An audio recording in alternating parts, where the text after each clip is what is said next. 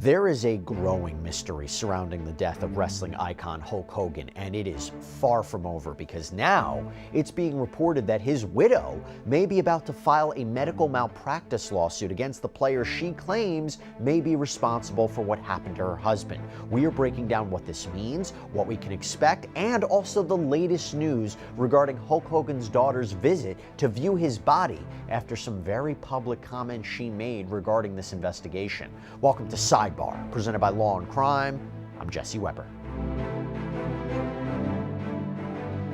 All right, we got to talk about what's happening with Hulk Hogan. So we did a previous sidebar on some of these strange happenings in the aftermath of the wrestling icon's death on July 24th at age 71. That even though after he reportedly stopped breathing in his Clearwater, Florida home, and the County Forensic Science Center said that his cause of death was determined to be from a heart attack, even though his manner of death was being ruled natural, according to the cremation summary approval report, and that he had atrial fibrillation and battled chronic lymphocytic leukemia, type of cancer affecting white blood cells, there were a lot of questions surrounding his death and whether there is something more here. I mean, we got a statement from Clearwater PD the last time that we did a sidebar on this from Rob Shaw, the public information officer from the police department, that said in part, the Clearwater Police Department continues its investigation into the July 24th death of Terry Bollea, also known as Hulk Hogan. The unique nature of this case has required us to interview multiple witnesses and seek medical records from a variety of providers,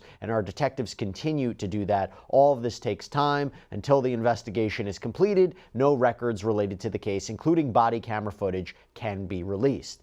But now we have major news, and it follows up what we covered in our previous episode regarding Hulk Hogan's widow, Sky Daly, who seemingly raised questions about what happened. It has been reported by the Daily Mail that she may now potentially file a medical malpractice lawsuit in connection with her husband's death. That it may be connected to neck surgery that Hulk Hogan underwent back in May.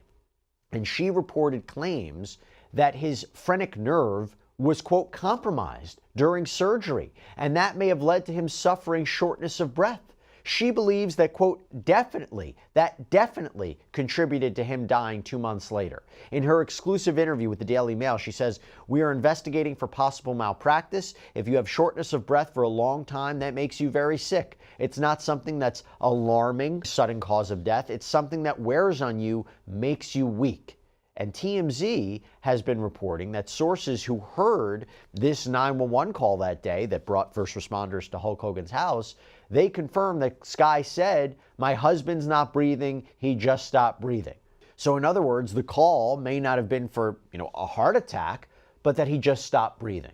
And she added, "We've all known about it for a while. It's not brand new information. Everything about his neck surgery has been documented from when he was alive, so there's nothing that happened right before he passed." And actually, it's being reported, and this is something we discussed in our previous sidebar, that an occupational therapist who was present at Hulk Hogan's house in Clearwater, Florida, when he stopped breathing, this person apparently told cops on the scene that a surgeon, quote, severed Hulk Hogan's phrenic nerve during a recent surgery. And this is apparently according to a police report that TMZ says is on, quote, lockdown. Now, TMZ indicated that police had conversations about what this therapist allegedly told them, and that is captured on body cam. Again, that hasn't been released. And by the way, this nerve, according to the Cleveland Clinic, this nerve controls your diaphragm, and it is essential to your ability to breathe. So it's very important what we're talking about. According to TMZ, quote, "Our sources say Hulk did not have a chest-clenching episode before his passing. Rather, he merely stopped breathing. We're told it was his wife, Sky, who sounded the alarm when his breath halted, and that's when the 911 call was made." Now, the Daily Mail has reported that this therapist has been identified as Justin McCamey. This is who they're saying it is. And they also claim that he is trying to stay out of view right now, with his wife telling the outlet that he, quote, has gone away and things aren't good right now. Now, according to the Daily Mail, Sky apparently says that he spoke with police and that he got his information from medical records, with Sky saying it's nothing he saw with his own eyes. Okay. I want to get into this. I want to get into this potential lawsuit. And I also want to talk to you about an update regarding Brooke Hogan, because she has made some strong public comments regarding her father's death. but now we have learned that she has seen his body. So I want to get into all that. Let me bring on right now trial attorney Alea Roberts. Alea, so good to see you. Thank you so much for taking the time. Strategic to make this announcement about filing a lawsuit? Sometimes you just file the lawsuit and that's it. Why announce it? I think this is one of those situations where, because there has been so much public scrutiny about what's going on, there's been so much confusion or questions about, was there malpractice, was there foul play? I think that this might be Hulk Hogan's wife's way of essentially saying, hey, I'm doing something about it, right? Like I'm doing my best based off the information that I have. This is where I think we're going. So kind of like not to calm the noise, but to kind of give some streamlining as to all the speculation that's been going on around Hulk Hogan's death. Now, she hasn't named the medical facility. She hasn't named the doctor or doctors involved. Why not? Strategy. And it could also be because she doesn't know. Sometimes when you have a lawyer, you want to look at everybody from the nurses who were on staff that night to the physician's assistants to the surgeons. So there's a lot of people that may or may not be included in this lawsuit individually named, as well as the hospital. In the event that the hospital, we get into this thing about insurance, in the event of the hospital being the individual that has most of the insurance for settlement purposes versus individual lawsuits against these specific doctors, PAs, and nurses, it comes down to a matter of where are the pockets, essentially, in order to settle this lawsuit. Sometimes it's with the hospital. Sometimes you might find more insurance somewhere else. So it could, again, also a strategy standpoint. Talking lawsuits here, you know who are experts in litigation, by the way? Our sponsor, Morgan & Morgan. This is America's largest injury law firm. This is a firm with over 1,000 attorneys. You know why they have so many? Because they win a lot. They have recovered over $25 billion for more than 500,000 clients. Think about that. In fact, in the past few months, a client in Florida received $12 million after the insurance company offered just $350,000. Out in Pennsylvania, a client was awarded $26 million. That is 40 times the insurer's $650,000 offer. Another client in Pennsylvania received $29 million. That's after being offered only $500,000. And even if you think your case isn't worth, millions of dollars, why not start a claim and fight for what you deserve? Morgan & Morgan, they make it so simple. You can start a claim from your phone in just 8 clicks. So if you're injured, you can easily start a claim at forthepeople.com/LC Sidebar by clicking the link below or scanning the QR code on screen.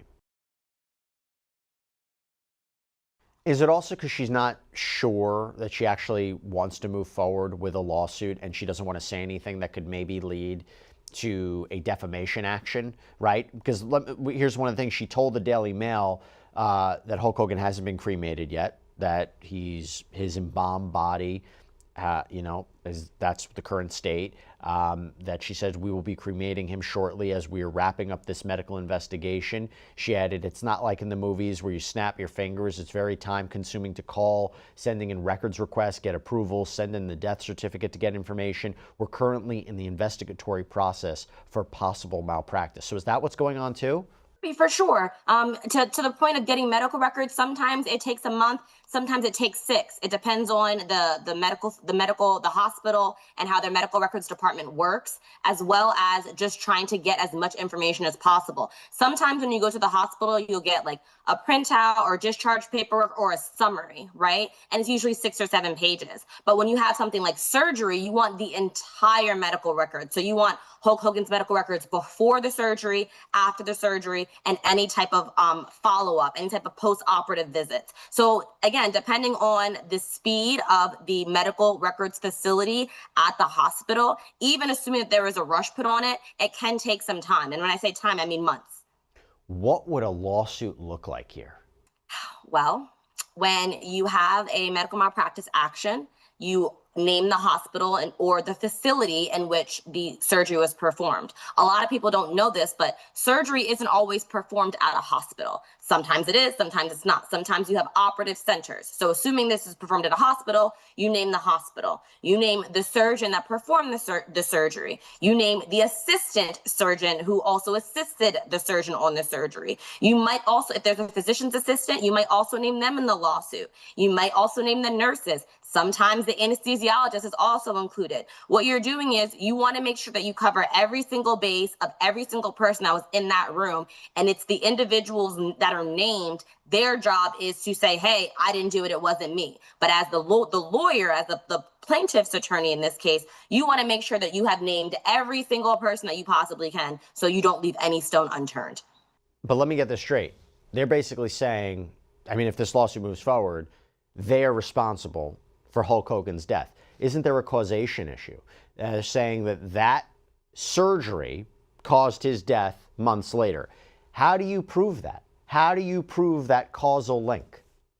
Well, that's also something that we have to explore, right? Sometimes if there's a break in causation, it's going to be very, very difficult. But I want to hear more from this occupational therapist because I think that he might have some information about this causal link because he was clearly treating Hulk Hogan in some capacity after the surgery, right? If it's a situation which it's intervening, the occupational therapist do some sort of exacerbation to the neck and the movements that might have worsened the condition that caused Hulk Hogan to stop breathing. Why is he no longer in the public eye, or why is he no longer answering questions or things like that? If there's a situation in which we had the surgery, I think I said this before, it wasn't quite a snip, but maybe a nick that over time, consistently with movements, consistently with exercise, it continued to worsen and worsen and caused Hulk Hogan to stop breathing.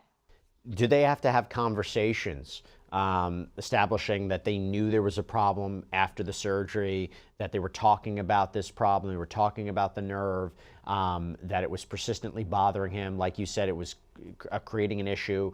Does it matter whether or not they get a medical, I mean, does it matter if they sought medical attention or advice regarding, you know, this allegedly severed nerve, why they didn't get it treated? I mean, I'm very curious to see what the conversations were between May and July, right? Agreed. And sometimes, again, there's nerves, right? We don't always know what's going on in as far as our nerves are concerned. Maybe it's just, oh, this feels a little uncomfortable. Something doesn't really feel right, and you go on about your day, right? And unfortunately, when you have a situation like this, like we said, it started in May, but it could have worsened slowly over time. It might not have been something so drastic as to on May 1st, I have the surgery, and May 2nd, I'm no longer breathing, right? As we know, sometimes medical situations take time. So in this situation where you have a surgery that may have been compromised, maybe it was one of those things that it could have been repaired. That's also something that could be explored if it would have been addressed sooner. So maybe if I'm the doctors, I'm going to say, well, if he would have told us, if there would have been a conversation, we could have went back in, we could have fixed it, and he would be here today. That's why we have medical experts, right? I think I talked about that before, how you have, like, you get the entire records as a plaintiff's attorney, and you go to your surgeon and say, hey, surgeon, look at these records and tell me what went wrong. Tell me where there was an opportunity to be corrected, and tell me where we fell below the standard of acceptable care in the medical field. And a lot of this is based on discovery, right? So during that phase, you will have, let's say it's a medical facility, let's say it's the doctors, what have you, they will have to turn over information to SkySide. And the threat of that, the risk of that, doesn't that cause a lot of defendants to want to settle the case to make sure it doesn't go to trial? Does it make them want to settle this even before it gets to the discovery phase? But at this point, look, this is an allegation. It's not even a full-blown lawsuit.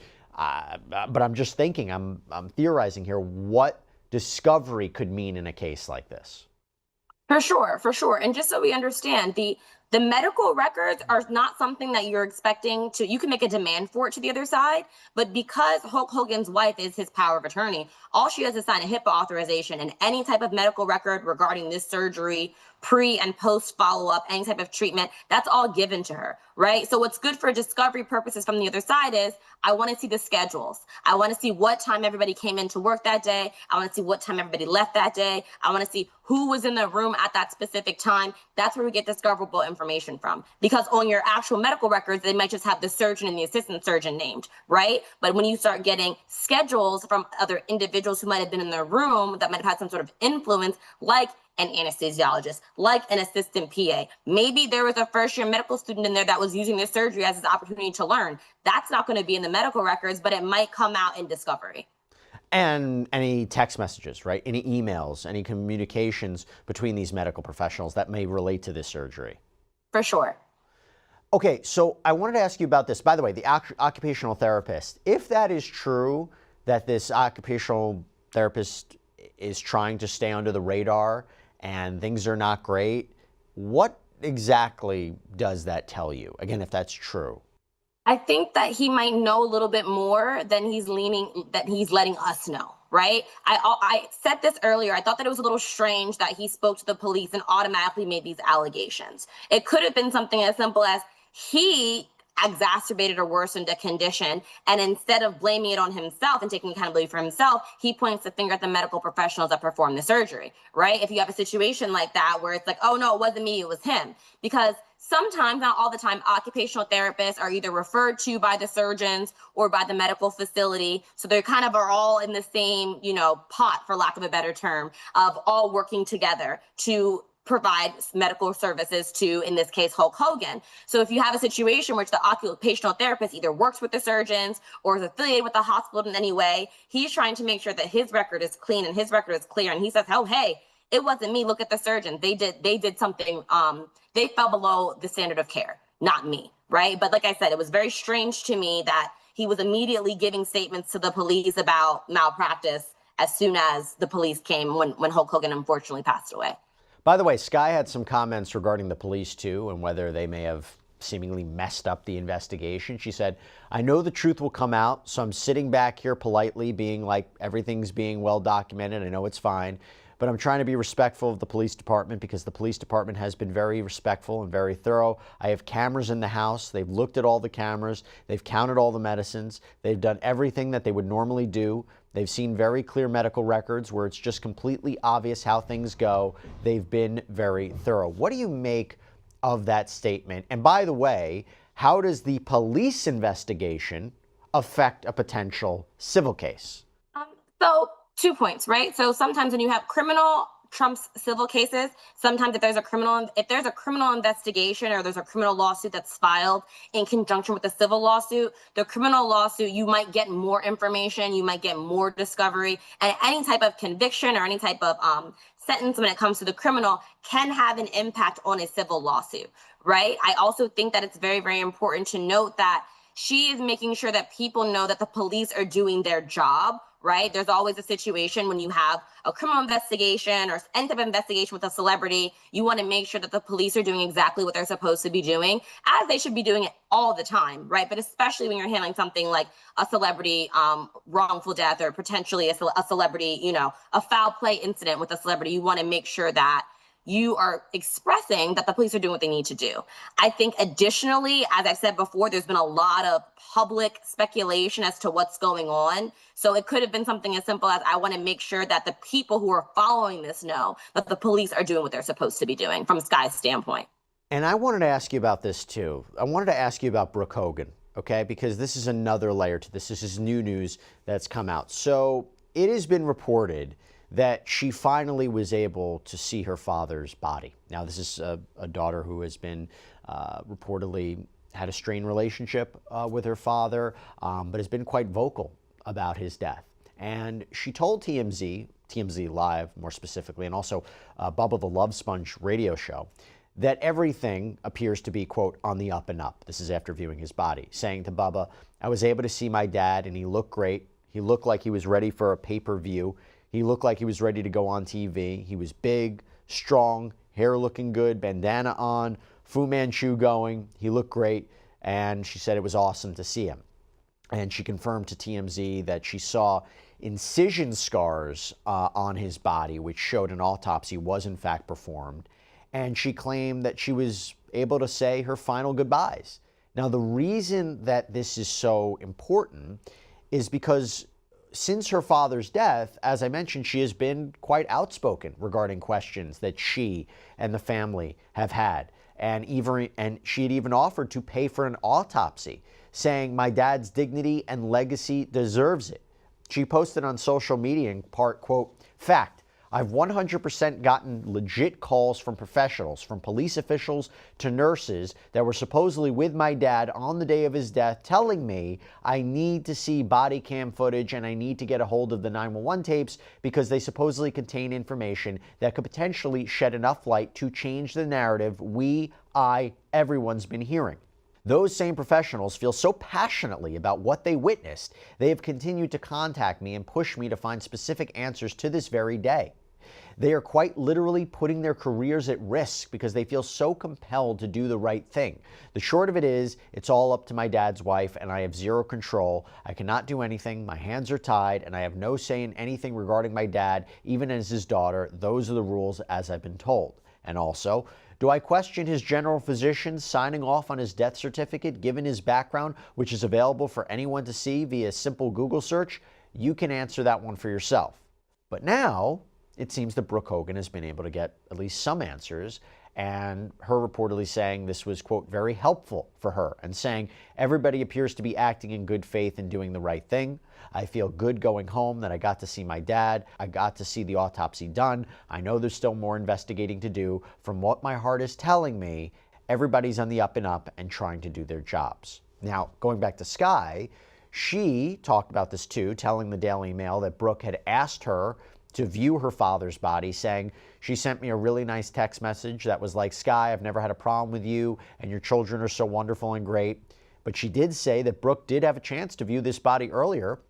And in regards to reporting that Brooke met with police, Sky apparently said, I'm so grateful she met with police. I'm also grateful Brooke was able to finally see her dad and get the closure that a daughter needs.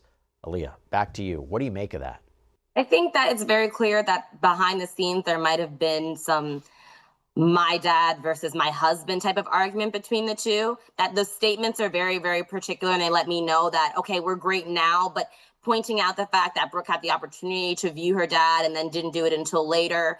Well, maybe she was either grieving or maybe she wanted to view her dad after she knew that the autopsy had been performed because she was so vocal about wanting that autopsy performed. It seems on the surface that everybody is getting along, right? But the words that in the statement that are used, like Sky bringing up that Brooke had the opportunity to view her dad's body before this and things like that, let me know there might have been some back and forth between the two behind closed doors, right? That we're never going to see, that we're never going to hear about. But it's good to know that there is a positive relationship going forward, especially if we're talking about a medical malpractice lawsuit. The family gets involved. The lawyer for the hospital or the doctors might want to also depose Brooke as a non-party witness, in addition to Sky as the power of attorney who will probably be over the estate. So it's good to know that they have a united front. It seems that everything is fine now.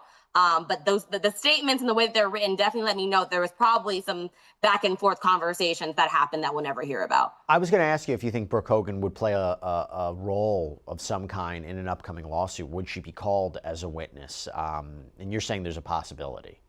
There's always a possibility. When it comes to the estate, and you're unfortunately handling an individual who is no longer with us, you have, normally a spouse, right? If the spouse has been involved in the care of that individual, fine. But I think Sky, I think she's only been married. She was only married to Hulk Hogan in 2022, I believe. Yeah. I think so like 3 assuming, years, yeah, I think they're only married for 3 years. So assuming there was a long history of medical issues that Hulk Hogan had, Brooke might have, some detail into that. And we know that they're strained, but it's really just a matter of letting the strategy of the lawyer for the hospital or for the doctors that might say, well, you've been vocal about this, so we want to hear what you have to say in an actual deposition.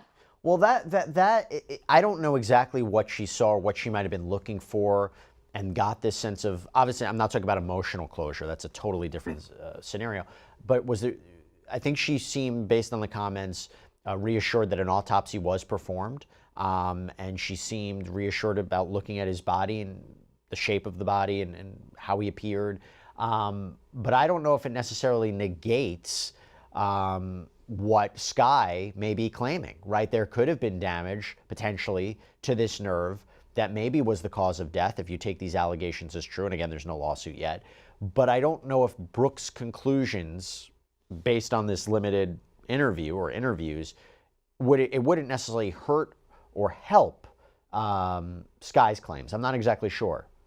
No, so sometimes when I say meant using Brooke as a non-party witness, they might have questions about, very simple questions about Hulk Hogan's health history, to the extent that did you know that your father had cancer? Did you know what medications your father was taking? Did you know about any of his treatment? Did you know any of his doctors? Things like that, really to just get some information as far as what she might have known. And again, it's a strategy standpoint, right? There might be individuals who are closer to Hulk Hogan's actual medical treatment that are better witnesses. But sometimes I know that from a strategy standpoint, there are lawyers who will use the family members as non-party witnesses to see what other information they might have or may be able to contribute. Well, we will continue to follow it. Alea, you've been with me for, I think, both Hulk Hogan episodes. Let's see what happens. If there's a lawsuit, maybe we'll break it down together. We shall see. But we're still in the early stages, and we're just wishing for the family to have peace. And I know this is the grieving time, and having a spotlight on all this and questions doesn't make it easy. But look, this is the situation we're running into. There's something going on here, and we're just trying to figure it out. Alea Roberts, thank you so much for taking the time. It was great seeing you. Thank you, Jesse. And that's all we have for you right now here on Sidebar, everybody. Thank you so much for joining us. And as always, please subscribe on YouTube, Apple Podcasts, Spotify, wherever you should get your podcasts. I'm Jesse Weber. I'll speak to you next time.